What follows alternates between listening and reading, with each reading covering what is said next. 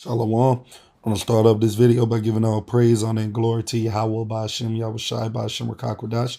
Double honors to the apostles and the elders of Great Millstone where I learned the truth 100% according to the Bible. Also want to say shalom to the elect, the 144,000 men, prophets, servants scattered abroad the four corners of the earth, and shalom to the Akwaf, which are the sisters that are sincere in your children. Shalom. And in today's video is going to be another video touching on the MOTB.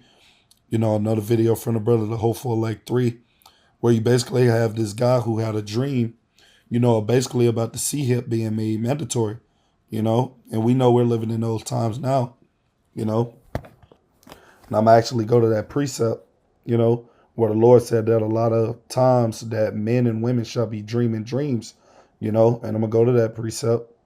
This is Joel chapter 2, verse 28, and it says, and it shall come to pass afterward that I will pour out my spirit upon all flesh, and your sons and your daughters shall prophesy, your old man shall dream dreams, your young man shall see visions, right? And I'm going to go to that same precept, but in the book of Acts, right? This is Acts chapter 2, verse 17. It said, and it shall come to pass in the last days, which what we're in the last days, right? Saith Yahweh, I will pour out of my spirit upon all flesh, and your sons shall and your daughters shall prophesy, and your young men shall see visions, and your old men shall dream dreams, right? So here it is. You basically got this guy. He had a dream basically about the MOTB C-HIP being made mandatory, man. And what was happening during his dream of the chip being made mandatory and what was taking place, So we're going to get into this video. And Lord's willing, I pray it be edifying. But before I start this video, I want to say fair use on the 1976 Copyright Act. I'm not getting paid for this video. This is only for educational purposes only. I remember because it gets a little intense, but bear with me. So I was in a classroom, I was in a school setting or something like that.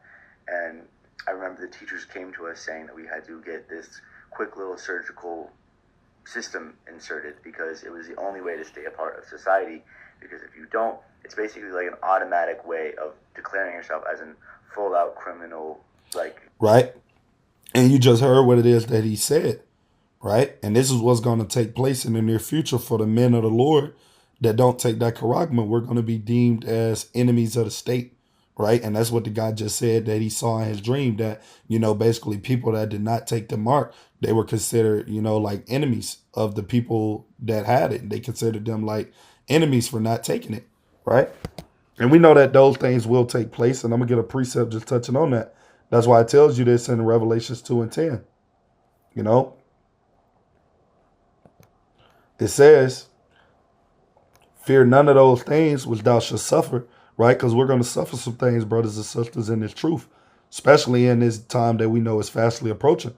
But it says, behold, the devil, right, Esau Edom, the so-called white man, shall cast some of you into prison, right?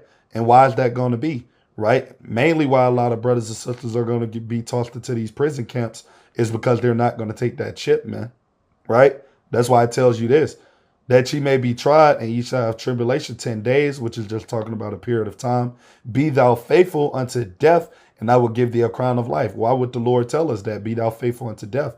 Because ultimately we know that in a lot of these places, they're going to be trying to C-HIP people, put that charagma inside of people. And those that do not take it, like the guy in the video said, they're going to ultimately be put to death, man. And that's what's coming. These are the times that we're fastly about to step into. As it says in this precept that I got right here, this is Habakkuk 2 and 3. For the vision, right, meaning the prophecies in that MOTB C-HIP is a major part of prophecy, right?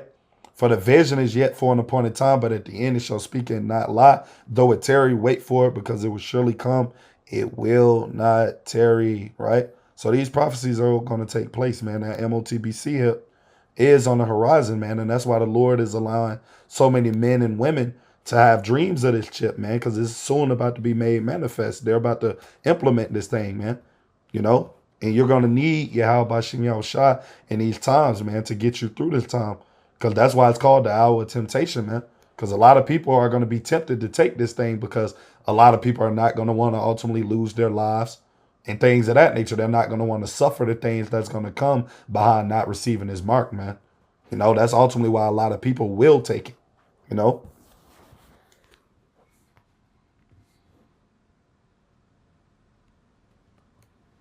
Like you're the worst of the worst and they gotta get you. And automatically I knew what it was and I knew not to get it. And I was telling certain kids like, yo, don't get it. Like whoever I could talk to quietly and just be like, don't do it, don't do it.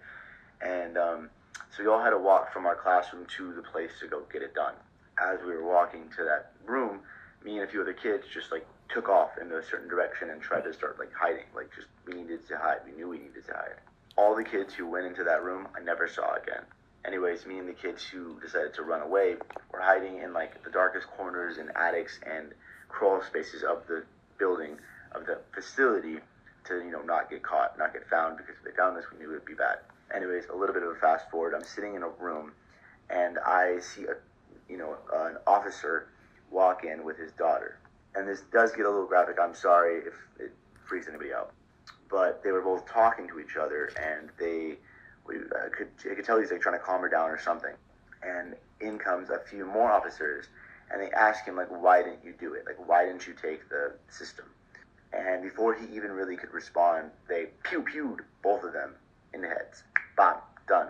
And me and like one or two other kids are sitting in these like rafters, like dark corner of the roof, watching this happen and realizing that if they catch us, that we are gone. We are Dunyan rings. There's nothing to do about it. And it started getting really intense from here because it's a life or death situation at this point. So for hours, we are sitting in these corners of the rooms trying to hide and pretend like we're not there and, you know, sneak around. And, you know, whenever a new person walks in the room and starts to search our area, we had to just kind of keep going and hiding. Basically a big game of cat and mouse. Fast forward a few more hours, it's already nighttime. There's no one in the facility other than officers looking for me and the other kids. And we all knew that if they catch us, we're done. We knew we needed to escape the facility, but there was not much we could do to get there, especially while there's people walking around. There was a few moments where I almost got caught along with a few other people, and the only thing that I could do, the only thing that I knew to do, was to get the guy before he got me. So, you know, whatever was nearby, clunk, that's the only thing I could do. In which we kept running and hiding, trying to, you know, get away from these guys and just make sure we didn't get caught. Sadly, I watched one kid who wasn't a part of my group in the immediate time get caught. They pulled him down from the thing and pew, right then and there. And we all saw it. Trying to maintain our composure, we eventually did find a way out. We did get out of the facility and we sprinted into the nearby forest. Fast forward again, I enter another like warehouse situation with a bunch of other people who didn't take the mark.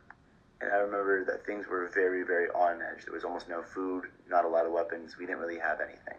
And I watched a group of girls run inside the building holding up a sign. It's like 3, 2, 1. As soon as they put 0, they were hiding, and a truck pulls up with a bunch of people in it, a bunch of officers, and they get out and they start searching the area. And I knew the only thing that I could do was go and hide in the rafters again. Like I had to get up somewhere high and hide. And it was so scary because I was trying really hard not to knock anything over. In the area that I was in, there's a bunch of tools and stuff in this warehouse, and one little nut or screw falling off where I was would tell them, "Hey, come get me." Like, it was pretty terrifying.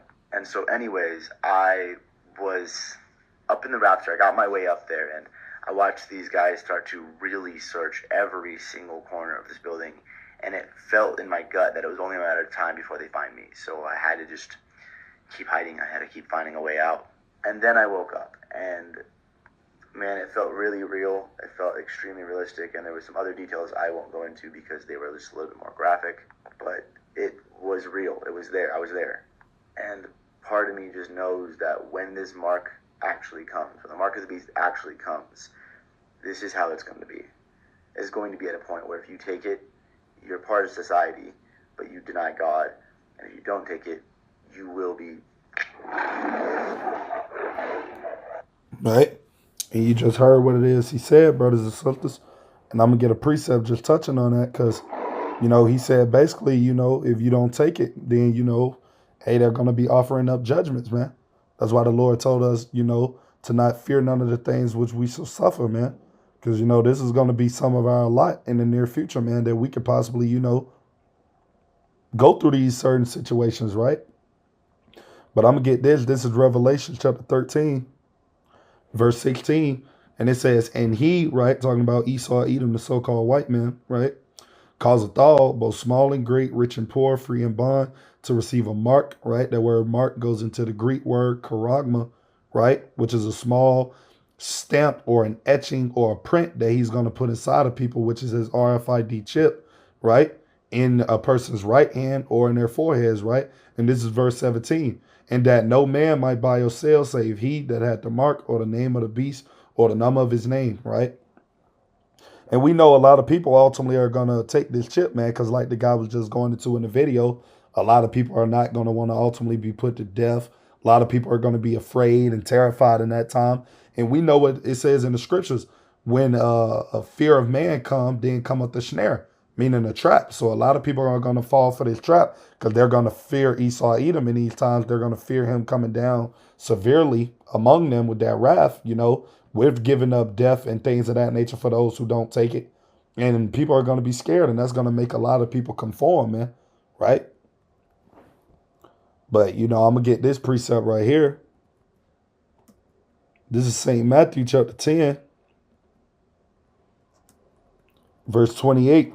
And I'm going to read in the KJV. This is why we're not supposed to fear man, because, you know, a lot of people are going to take that chip off of the count of them being in fear, man, right? And it says, and fear not them which kill the body, right? Which is talking about this devil, Esau, Edom, because ultimately some of us brothers and sisters could possibly find ourselves in these situations in the near future. You know, we don't know if that's our lot, but some of us could ultimately be some of those brothers and sisters getting thrown inside of some of these, you know, prisons for not taking the mark and ultimately being put to death, man.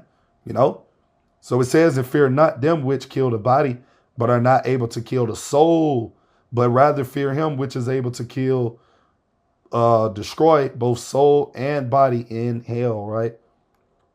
So we got to fear Yahweh Bashim Yahushua, man, first and foremost. And when you go into that word hell, it's talking about, you know, ultimately the spirit, you know, and it's talking about the grave or the pit, you know, because ultimately the Lord can, you know, curse you from generations to generations when you come back, you know, through the reincarnation. So it's not ultimately talking about a place where you literal go after you die like the Christians teach. No, it's talking about the Lord has the power to destroy your soul, man, destroy your spirit. Esau doesn't have that power. He only has this power to ultimately to destroy the flesh, which is the body. That's why we're not to fear this man when he does come down with that chip, man, and with that great wrath, which we know he's ultimately going to come with, right? And we know ultimately the Lord is going to make a way for his elect to make it through these terrible times, right? And that's why I'm going to get this precept. This is Revelation chapter 3. And I'm going to read verse 10 in the KJV. And it says, because thou hast kept the word of my patience, right? This is the Lord talking to the elect, right? I will also keep thee from the hour of temptation, right? Which is talking about when that charagma is going to be made mandatory, which shall come upon all the world, right? Upon everybody, right? To try them that dwell upon the earth, right? And that's why it's called the hour of temptation, because it's going to be a test of people's faith, man. All of you people out there saying you believe in the Lord, you trust in him and all of these different types of things, the Lord is going to see when that chip is made mandatory who truly trust in him, man. And that's only his elect. And that's why he's going to make a way for them even through this time that is coming to ultimately, you know, to escape it, to endure it, you know. So, you know, that's pretty much everything I had to say with today's video. Lord's willing to be edifying, just something quick through the spirit. To the next time, I'm going to say shalom.